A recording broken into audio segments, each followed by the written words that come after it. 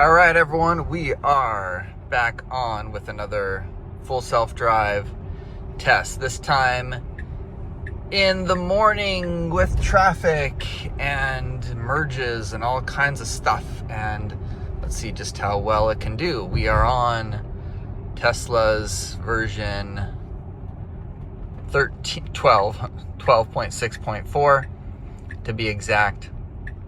We are on a older, let's see if we're gonna get, yep, there we go. It gets all the way over, which is perfect. We are on a older version of a Tesla Model X here.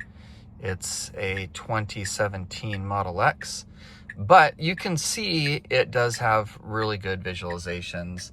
It's got everything that you would have in a newer car. Other than it's hardware 3, it's not hardware 4.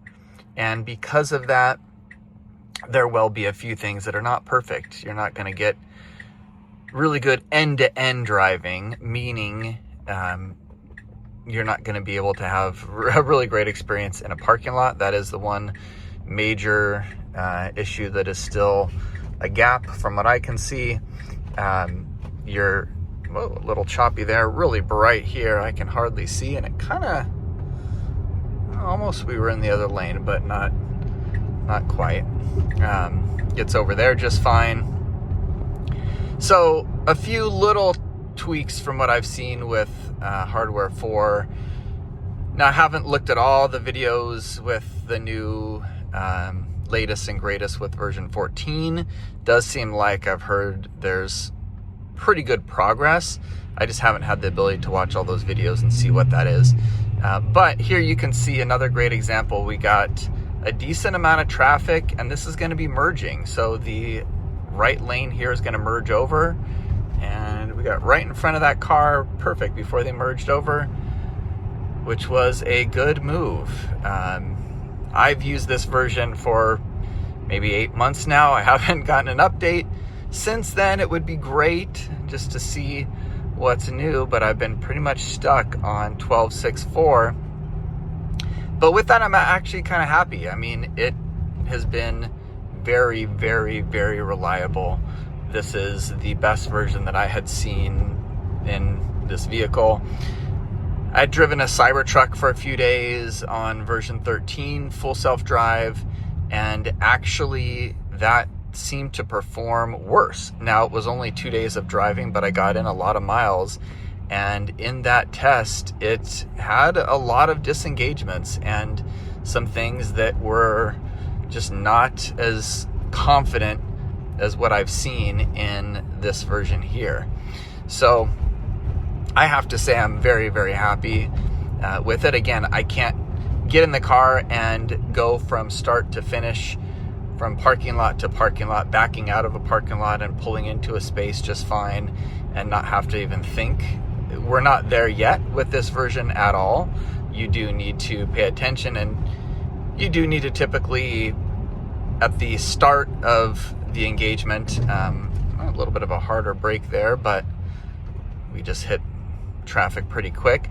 You also do have to park it at the end, and you'll have to come in and, find a spot and park on the spot because it doesn't handle well. We're at a light here, so I'm going to pause and resume after we go through the light, so you don't have to just wait for 2 minutes for this to turn. All right, and we're back past that light there. Now, one thing that is a newer piece that they added in version 12, I don't know, 12.3, something like that, is it does start to move at a light as it senses that the light's going to turn green, and that is actually pretty nice. It feels much more human-like, where it starts to inch forward just a bit, starts to get a little bit of a roll on, and it just, again, it's one of those things that if AI fully plays by the books, or full self-drive fully plays by the books, it feels a little unnatural. And sometimes it has to, like, for example, with a stop sign, it will fully stop at a stop sign, and that takes you some getting used to, because unfortunately, as humans, we are used to doing a slight rolling stop It's the same at a stoplight. When you've been sitting there for 2 minutes straight and you're getting bored and you're getting antsy and you see that there's no traffic coming on the other side, we're getting over just fine here. You see there's no traffic coming, you feel it's going to start to turn, you actually start to just move a little bit, and no issues there, even though someone was trying to get over and cut us off, but they didn't, and full self-drive just kept going, which is the right thing to do. But yeah, you start to go, and with full self-drive doing that behavior now, it feels a little bit more natural. But you can see so far a good 5-minute or so drive through a decent amount of traffic, through a typical city driving scene, and not one issue at all. Everything is smooth as can be. So if you would like me to test out any specific scenarios, any routes, let me know and I will definitely do that.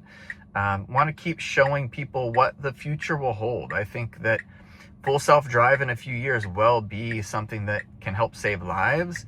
It can help provide mobility for people that are getting up there in age. And I think it's going to be a great thing for all of us. So I'm excited. I think this is a huge part of the future, and let me know anything that you would like to see. Thanks, everyone.